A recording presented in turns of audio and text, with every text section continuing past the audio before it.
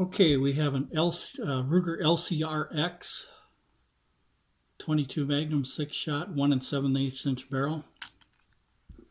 It's empty.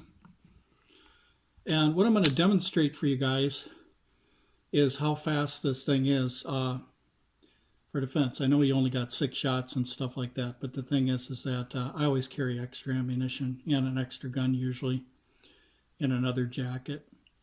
But I'm just going to demonstrate if I was going down to get a gallon of milk or something, I might bring this with me. And I'm going to demonstrate both concealed and open carry. The thing that's nice about open carry with this one is notice that I can get almost 3 fingers around the grip here.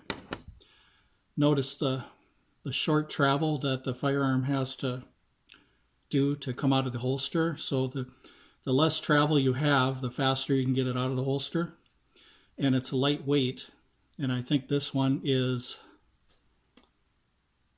gosh, I couldn't tell you how many ounces it is, but it's definitely a lot lighter than 20 ounces like my 357 Magnum Taurus that I carry with me. But anyway, I'll probably put that in the description. So what I'm going to demonstrate for you guys is open carry and concealed. Now, open carry in the state of Minnesota, something like this could look intimidating to somebody. But notice how close my hand is. I can just come up like this and grab it. And I can get it out very quickly. That's what I like about it. And I've got clips to hold it so it doesn't slide back and forth. And then notice that part of it's in the pocket. So I just want to show you without the jacket what it typically would look like in close quarters if I had to draw open carry, because I do dress like this. Whenever the weather's warm enough, I'll usually dress just like I'm dressing now.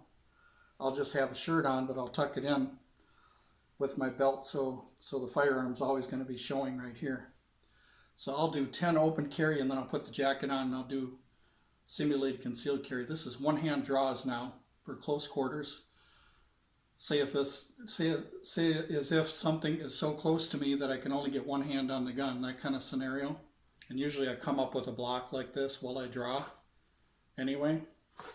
So you can practice all different types of things. The important thing is putting in the time, practicing. I'm not a speed demon or anything like that, but I do practice quite often. So that's one of the reasons why I'm proficient.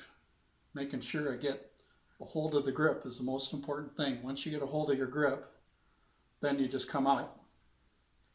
So the most important thing is getting a hold of that grip. So we'll do 10 here real quick for you.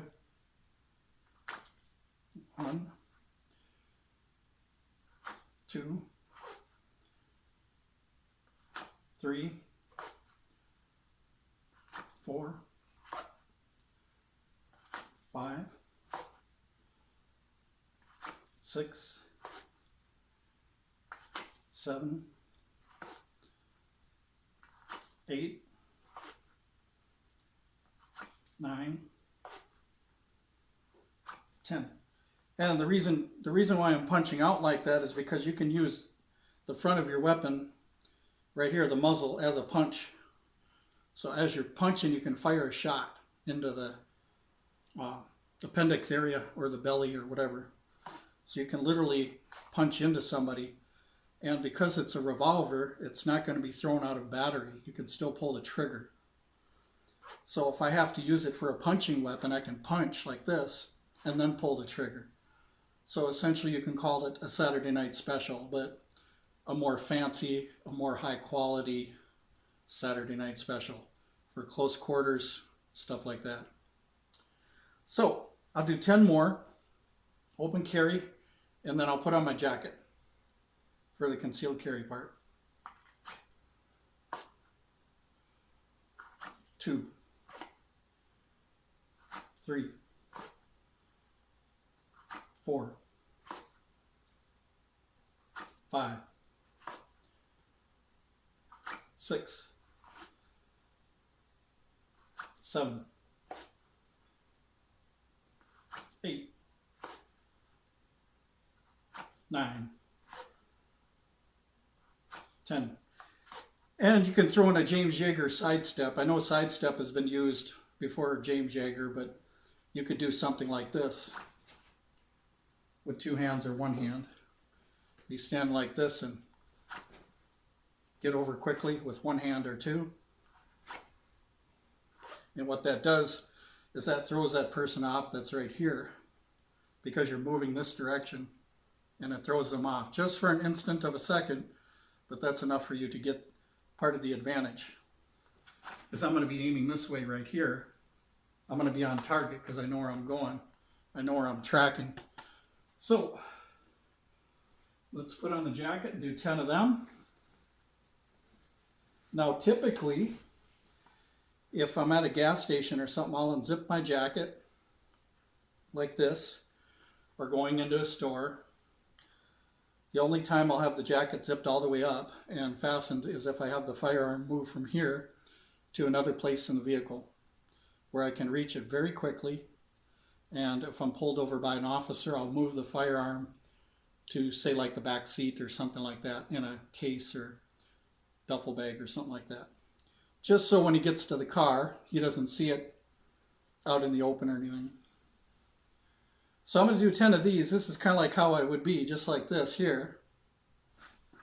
1, 2, 3,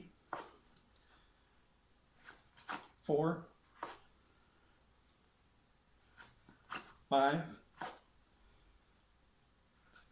oops, 6. See, you see me screw it up there. At least I did it on camera, huh? 7. So I'm putting stress on myself too. 8. The stress is trying to do it very quickly over and over again without making mistakes.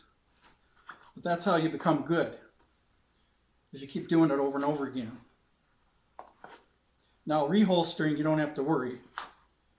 There's no point in reholstering quickly. Make sure you reholster safely, especially if you have a semi-auto with a very light trigger pull.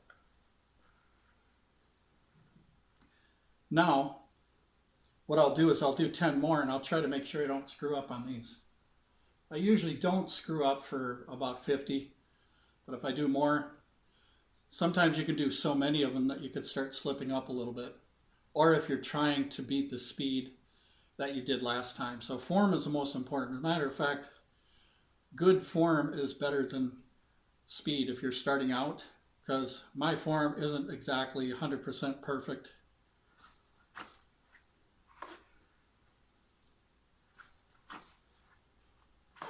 And this is for close quarters. 3, 4, 5, 6, 7, 8, 9, 10. So what gives this the advantage is several things. Number one, it's more towards the front, so nobody can do a gun grab on you. See right here? A firearm would be like this. Nobody can do a gun grab, even if it is open carry. See that? My arm is right here. Nobody's going to come up behind me and pull that out. But here's the thing. Even retention holsters that I have, the Safariland, the tension is so high, you can't just pull it this way. You have to pull straight up. And by that time, my arm is already there. But like I said on my videos before, situational awareness is the most important thing. Even if you conceal carry. Some people think just because you conceal carry, you don't have to be aware of your surroundings and pay attention. You do. Just as you would open carry. So, the reason why this is a good setup is because it's out front here. And it doesn't look too bad. It's easy to access. I have plenty of room for my fingers to get around the grip. And it's a rubber grip, so it's grippy. But not only that, if you look in the back here, I've got an inch gap. And I always believe in having an inch gap so you can get around the firearm. Because if it's close against your body, it's going to slow you down. Then you have to shoehorn with your thumb to get close to your body in order to get the firearm. I don't want to do that. I want the firearm out like this so I can grab it. So if you notice, Chicago police officers, they'll have a drop leg holster right here. And their hand, their swinging hand, is right next to that grip so they can grab that firearm and get it out because they have 3-step retention holsters, Safariland, stuff like that. I have a couple that are 2-step retention. So with something like this, even though your natural swinging hand is here, you just come up like this. You don't have to go back like on some firearms where a guy has it where the seam line is here and the grip is right here. Now you have to come back at an angle and you have to bend a little bit to grab the firearm, whereas here, your natural swinging arm, you can come under it and get it right here. So let's do 10 more concealed carry. So I'm walking around like this, okay, at a gas station. Somebody's got a gun. They haven't pointed it at me yet, but I know it's coming out. Okay, there's 2, 3, 4, 5, 6, 7, 8, 9. Okay, so the advantage you have with this is number one, it's up front. So you're in control of the firearm, see? My hand is right here, very close to the grip. Second thing is you got a gap right here where the handle is so you can get your hand in there. Third thing is I can get my fingers around the grip. It's a very grippy rubber grip. The next thing is the short travel. Notice that the travel is very short, so I can tilt the firearm like this. If I have to shoot close quarters, notice how fast I can get the muzzle out. And the muzzle's short, which makes it hard for a gun grab because it's a smaller firearm. So if I'm out like this, like I said, I can punch with it and shoot it at the same time, or I could do a variety of things with it. But the fact is that it's lightweight, which means you can draw it faster because it's lighter. Shorter travel, which means you can draw it faster. Space around the grip, so it's not touching your body. So that gives you speed right there.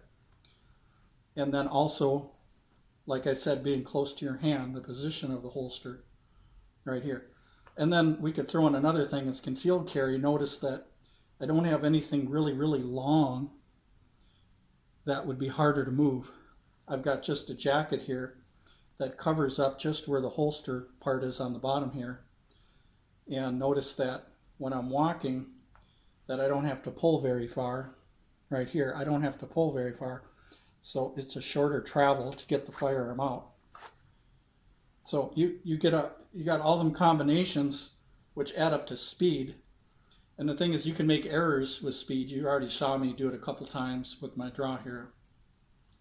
But the fact of the matter is that I have all the variables that give me the advantage in the speed. Being, I know that it's only a 22 Magnum. I know that. But the fact is that I can get shots on target quicker like this. And if I had my backup gun, usually I'll have it right here. On the side here, I'll usually have like my Taurus TH9 or Burst of Thunder or something right here. Cross draw right here. So a lot of times I'm carrying an extra gun because I don't have speed loaders for this yet. But I do have a homemade speed strip that I made for it that I've been practicing with. But typically I'll carry a Ruger LCP in one of these pockets, fully loaded, semi-auto, with 7 rounds plus 1, so that's 8 rounds. So there's a lot of combinations you can carry, but the thing is that if you're faster than the other guy and you can get shots on him before you get shots on you, you've already got a good head start, is what I'm saying. Shot placement is key and the most important. So that's one thing we have to understand about defense. The other thing about defense is I can shoot to get to cover.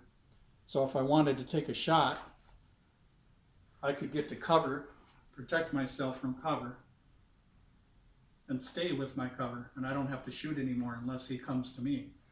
So if I've got good cover and he doesn't want to come to me and he takes off, then I feel I don't have to shoot at him anymore or go chase him. That's up to the police to do that kind of stuff. So, but anyway, thanks for watching, guys.